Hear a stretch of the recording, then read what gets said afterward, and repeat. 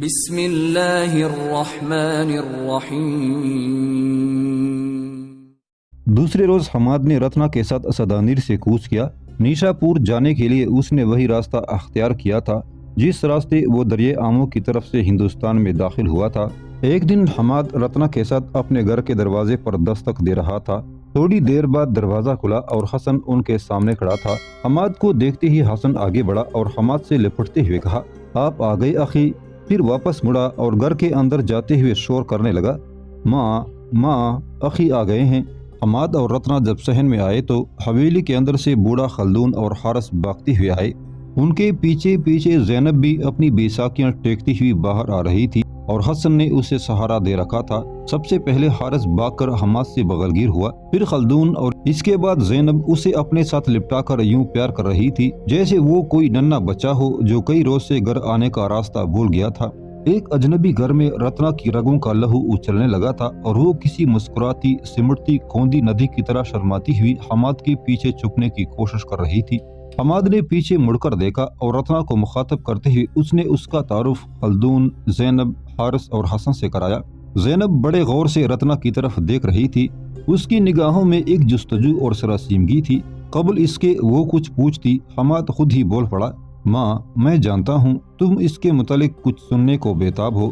اس کا نام رتنا ہے، یہ کن حالات میں میرے ساتھ ہندوستان سے نیشا پور آئی ہے یہ خود ہی آپ کو اپنی زبان سے کہہ دے گی۔ حسن مسکراتا ہوا آگے بڑھا، شاید اسے کوئی شرارت سوجی تھی۔ اپنا منہ حماد کے کان کے قریب لے جاتے ہوئے اس نے مدم سرگوشی کی، اخی کیا اس حسین لڑکی کو آپ اپنی بیوی، ہماری بہن اور اس گھر کی مالکہ بنا کر لائے ہیں؟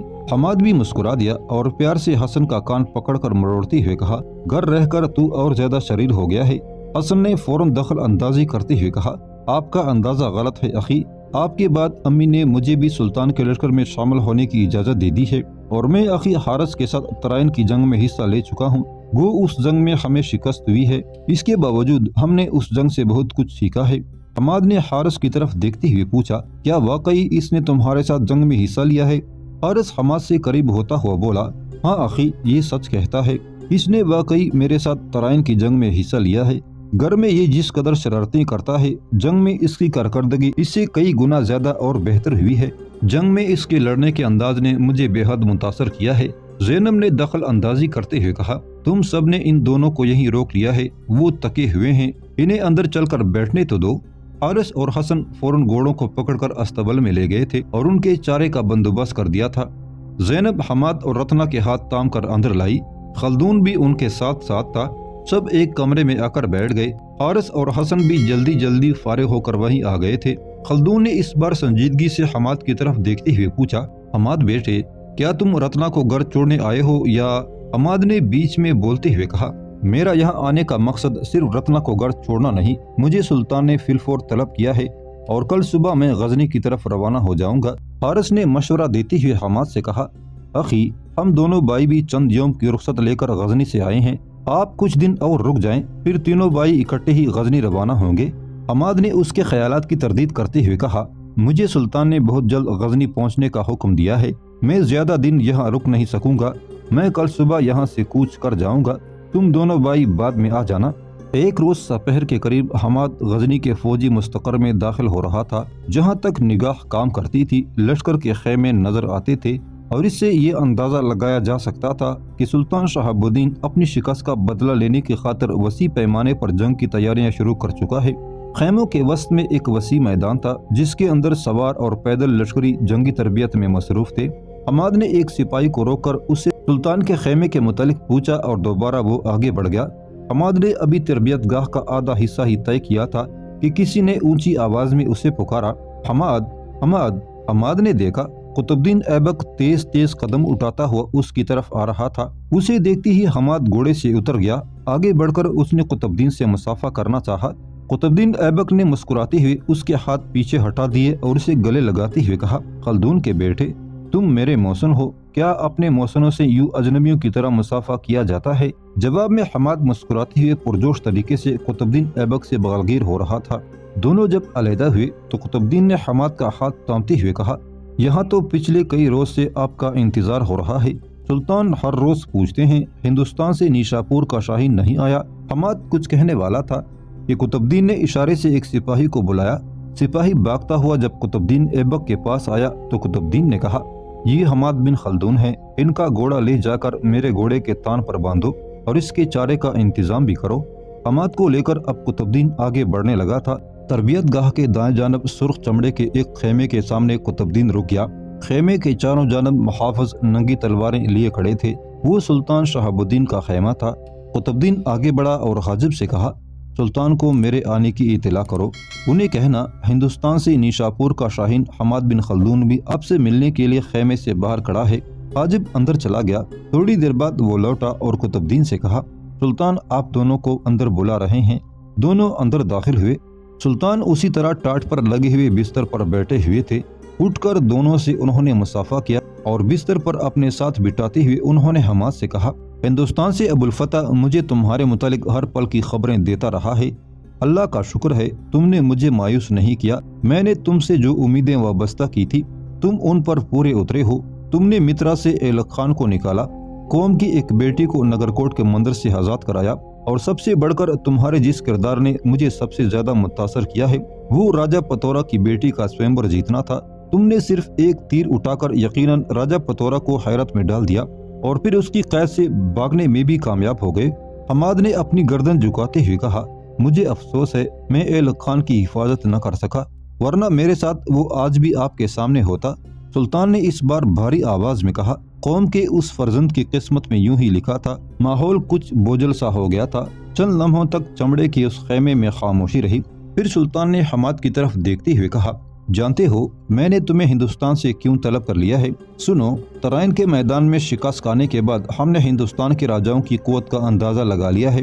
اب ہندوستان میں تمہاری کوئی ضرورت نہ تھی۔ ہماری شکست کا سب سے بڑا سبب ہندوستانی لشکروں کے ہاتھی تھے جنہوں نے ہمارے لشکر میں کوہرام مچا دیا۔ اس کے علاوہ ہمارے کچھ جرنیلوں نے بھی کم ہمتی کا ثبوت دیا۔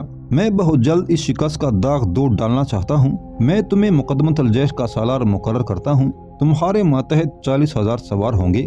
آنے والی جنگ میں قلب میرے اپنے پاس میمنہ قطب الدین کی کمانداری میں ہوگا اور میسرہ پر میں اپنے ایک اور جرنیل کو مقرر کرنے کا فیصلہ کر چکا ہوں۔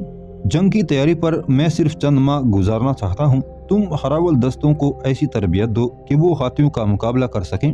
اگر تم ہندوستانی لشکروں کے ہاتھی سنبھالنے میں کامیاب ہو گئے تو ہم اپنے دشمنوں کو ایسی شکست دیں گے جس کا وہ گمان بھی نہ کر سکیں گے۔ حماد نے چھاتی تانتے ہوئے ایک عزم کے ساتھ کہا، میرے آقا آپ مجھ پر اعتماد رکھیں، میں جنگ میں آپ کو مایوس نہ کروں گا۔ ہندو راجاؤں کے ہاتھی انشاءاللہ کعبہ پر حملہ کرنے والے ابرہہ کے ہاتھی ثابت ہوں گے اور ہم انہیں ایسا بگائیں گے کہ وہ اپنے ہی لشکر کے لیے نقصان دہ ثابت ہوں گے۔ سلطان نے پھر بولتے ہوئے کہا، ہمارے پاس یہاں غزنی میں کچھ ہاتھی ہیں جن کے ساتھ تم اپنے ہراول دستوں کو تربیت دے سکتے ہو۔ قطب الدین تمہیں ہر ضرورت کی چیز مہیا کرے گا۔ اس کے علاوہ میں خود بھی تم پر نگاہ رکھوں گا۔ اب تم جا کر آرام کرو اور کل سے اپنا کام شروع کر دو۔ میں چند روز بعد ہی تمہاری کارکردگی کا جائزہ لوں گا۔ قطب الدین تمہارے آنے سے قبل ہی تمہاری رہائش کا بندوبست کر چکا ہے۔ اسے تم سے غایت درجے عقیدت ہے، شاید اس لیے کہ تم اس کے موسن ہو۔ حماد اور قطب الدین اٹھے اور سلطان سے مصافحہ کیا اور خیمے سے باہر نکل گئے۔ حماد کو لے کر قطب الدین اپنے خیمے کے پاس آیا اور قریب ہی ایک خیمے کی طرف اشارہ کرتے ہوئے کہا، یہ خیمہ آپ کا ہے، اس وقت آپ میرے خیمے میں آئیے، یہیں بیٹھ کر دونوں کھانا کھاتے ہیں۔ قطب الدین نے ایک سپاہی کو کھانا لانے کے لیے کہا اور حماد کو وہ خیمے کے اندر لے گیا۔ خیمے میں بیٹھتے ہوئے قطب الدین نے حماد سے کہا، یہ آپ کی خوش قسمتی ہے کہ سلطان نے آپ کو اس قدر اہم فرائض سپرد کیے ہیں، ورنہ سلطان کی عادت ہے کہ وہ نئے شخص پر اس قدر بھروسہ نہیں کرتے۔ آپ سے متعلق انہوں نے اندھے اعتماد کا اظہار کیا ہے۔ حماد نے بڑی عاجزی سے کہا، میں سمجھتا ہوں میں اس قابل نہ تھا جس قدر سلطان نے مجھے اہمیت دی ہے۔ میں تو نیشاپور میں چونے کی بٹیوں پر کام کرنے والا معمولی حمال تھا۔ سلطان نے مجھے مقدمۃ الجیش کا سالار بنا کر زمین سے آسمان کی طرف اٹھا دیا ہے۔ قطب الدین نے حماد کا حوصلہ بڑھاتے ہوئے کہا، آپ کو اپنی کم مائگی کا اس شدت سے احساس کیوں ہے؟ ہر نو نحال نیچے سے اوپر کی طرف جاتا ہے۔ اس معاملے میں میرے حالات آپ سے بھی زیادہ تلخ اور تکلیف دہ ہیں۔ سنیے، میں ابھی چھوٹا سا تھا کہ ایک سوداگر مجھے ترکستان سے اٹھا کر نیشاپور لے آیا اور مجھے شہر کے قاضی فخر الدین ابن عبد العزیز کے ہاتھ فروخت کر دیا۔ یہ قاضی امام ابو حنیفہ کی اولاد میں سے تھے۔ انہوں نے مجھے غلام بنا کر نہ رکھا بلکہ ہمیشہ مجھے اپنا بیٹا جانا اور اپنے بیٹوں کے ساتھ ساتھ میری تربیت بھی بڑی محنت سے کی، اور ان کے پاس رہتے ہوئے مجھے مذہبی علوم، رسم الخط اور ادب میں خوب مہارت حاصل ہو گئی۔ لیکن میری بدقسمتی ابھی میرے ساتھ تھی۔ جب قاضی فخر الدین فوت ہو گئے تو ان کے بیٹوں نے مجھے ایک سوداگر کے ہاتھ بیچ دیا۔ اس سوداگر نے مجھے تحفے کے طور پر سلطان شہاب الدین کے سامنے پیش کیا۔ سلطان نے اس سوداگر کو میرے معاوضے میں ایک بھاری رقم دی۔ اس طرح میں سلطان کے زیر سایہ آ گیا۔ میری چونکہ ایک چھوٹی انگلی ٹوٹی ہوئی ہے، لہٰذا سلطان کے سب درباری مجھے ایبک کہہ کر پکارنے لگے، اور قطب دین کی نسبت میں ایبک کے نام سے زیادہ مشہور ہو گیا۔ یہاں میں نے اس قدر محنت سے سلطان کی خدمت کی کہ تم دیکھ رہے ہو آج میں سلطان کے ہر دل عزیز جرنیلوں میں سے ایک ہوں۔ حماد جواب میں کچھ کہنا چاہتا تھا کہ دو سپاہی ان کا کھانا اٹھائے خیمے میں داخل ہوئے، اور پھر وہ دونوں آمنے سامنے بیٹھے کھانا کھا رہے تھے۔ دو سوار اپنے گھوڑوں کو سرپٹ دوڑاتے ہوئے غزنی کے فوجی مستقر میں داخل ہوئے تھے۔ وہ لشکر کے حصے میسرہ کے خیموں کی طرف آئے۔ وہاں آ کر انہوں نے اپنے گھوڑوں کی رفتار کم کر لی تھی۔ پھر وہ ایک خیمے کے سامنے اپنے گھوڑوں سے اتر گئے۔ وہ دونوں حارث اور حسن تھے۔ دونوں نے اپنے گھوڑوں کو خیمے کی تنابوں کے ساتھ باندھ دیا اور اس خیمے میں داخل ہوئے۔ خیمے کے اندر چند جوان کہیں جانے کی تیاری کر رہے تھے۔ حارث اور حسن کو دیکھتے ہی وہ ان سب کی طرف بڑھ کر ایک دوسرے سے بغلگیر ہونے لگے تھے۔ وہ خیمہ حارث اور حسن کا تھا اور دونوں میسرہ کے لشکر میں شامل تھے۔ حارث نے ہاتھ میں پکڑی ہوئی ایک گٹھڑی خیمے کے اندر پہلے سے موجود جوانوں کو مخاطب کرتے ہوئے پوچھا، تم لوگ کہاں جانے کی تیاری کر رہے ہو؟ ان میں سے ایک حارث کے قریب ہوتا ہوا بولا، ہم سب تربیت گاہ کی طرف جا رہے ہیں۔ کئی روز ہوئے سلطان نے ایک نئے جرنیل کو اپنے حراب لشکر کا سالار مقرر کر دیا ہے۔ جنگ کی صورت میں اس کے ذمہ اپنے لشکر کو ہندوستانی ہاتھیوں سے محفوظ کرنا ہے۔ آج وہ اپنے فن کا عملی مظاہرہ کرے گا۔ اس نے دن رات ایک کر کے کچھ جوانوں کو تیار کیا ہے جو اس کے ساتھ کام کریں گے۔ تم دونوں بھائی بھی ہمارے ساتھ چلو۔ آج لشکر کا ہر سپاہی وہاں جمع ہوگا۔ سلطان بذات خود اپنے سارے جرنیلوں کے ساتھ اس مشق کو دیکھنے آئیں گے۔ جب وہ سب جوان باہر جانے لگے تو حارث اور حسن بھی ان کے ساتھ ہو لیے۔ لشکر کے سپاہیوں اور غزنی شہر کے لوگوں کا ایک ہجوم تھا جو اس فوجی مستقر کی تربیت گاہ میں جمع ہو گیا تھا۔ لوگ ایڑیاں اٹھا اٹھا کر اس شہنشین کی طرف دیکھ رہے تھے جو ابھی خالی پڑی تھی اور جس پر سلطان شہاب الدین نے آ کر بیٹھنا تھا۔ شہنشین کے دائیں طرف میدان کے اندر 10 ہاتھی کھڑے جھوم رہے تھے۔ ان پر ہودج و آماریاں کسی ہوئی تھی اور ان کے محاوت ان کے پاس منتظر کھڑے تھے۔ تھوڑی دیر بعد اپنے محافظ دستے کے ساتھ سلطان نمودار ہوئے اور شہنشین پر آ کر بیٹھ گئے۔ ان کے ساتھ قطب دین اور حماد کے علاوہ کچھ اور جرنیل بھی تھے۔ وہ سب سلطان کے پیچھے شہنشین پر اپنی اپنی نشستوں پر بیٹھ گئے تھے۔ حماد اٹھ کر سلطان کے پاس آیا، ان کے سامنے جھک کر مشق شروع کرنے کی اجازت طلب کی۔ سلطان نے مسکراتے ہوئے اسبات میں سر ہلا دیا۔ حماد نے شہنشین سے اتر کر اپنی جیب کے اندر سے سفید رومال نکال کر فضا میں لہرایا اور 30 سوار ایک عجیب سے وقار کے ساتھ اپنے گھوڑوں کو دوڑاتے ہوئے میدان میں داخل ہوئے تھے۔ حماد نے ایک بار پھر اپنا رومال فضا میں لہرایا۔ 30 اور جوان جو پیدل میدان کے اندر آئے تھے توڑے توڑے فاصلے پر ایک لائن میں کھڑے ہو گئے۔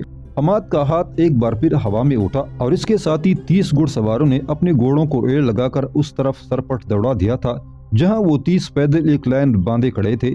سب سوار قریب آ کر جھکے، اپنا اپنا دایاں بازو پہلایا اور میدان میں کھڑے اس 30 جوانوں میں سے ایک ایک کو اچک کر اپنے گھوڑوں پر سوار کیا اور آگے بڑھ گئے۔ اب 2 سپاہی میدان میں اترے۔ ان میں سے ایک نے حماد کے گھوڑے کی باگ پکڑ رکھی تھی۔ حماد ان کے قریب آیا، اپنا گھوڑا لے کر اس پر سوار ہوا اور اس جگہ جا کھڑا ہوا جہاں وہ 30 سوار کھڑے تھے۔ گھوڑا لانے والے دونوں جوان اپنے درمیان اس قدر فاصلہ رکھتے ہوئے وہیں کھڑے ہو گئے تھے کہ ان دونوں کے درمیان سے بھاگتا ہوا گھوڑا گزر جائے۔ حماد اپنا گھوڑا دوڑاتا ہوا آیا، اس نے اپنے دونوں بازو پھیلا رکھے تھے۔ ان دونوں جوانوں کے درمیان سے گزرتے ہوئے حماد نے اپنے دونوں ہاتھوں میں ان دونوں کو اچک کر ایک کو اپنے سامنے اور ایک کو اپنے پیچھے بٹھا لیا تھا۔ میدان میں کھڑے لوگ زور زور سے حماد کے حق میں تحسین آمیز آوازیں لگانے لگے تھے۔ شہنشین کے دائیں طرف ہاتھیوں کی قطار کے پیچھے حارث اور حسن بھی کھڑے تھے اور دونوں بھائی اپنے امامے فضا میں لہرا لہرا کر حماد کی کارگزاری پر خوشی کا اظہار کر رہے تھے۔ دونوں بھائیوں کے قریب ہی کھڑے ایک سپاہی نے حماد کی تعریف کرتے ہوئے کہا، کسی اچھے اور بہادر ماں باپ کا کیسا شیردل بیٹا ہے۔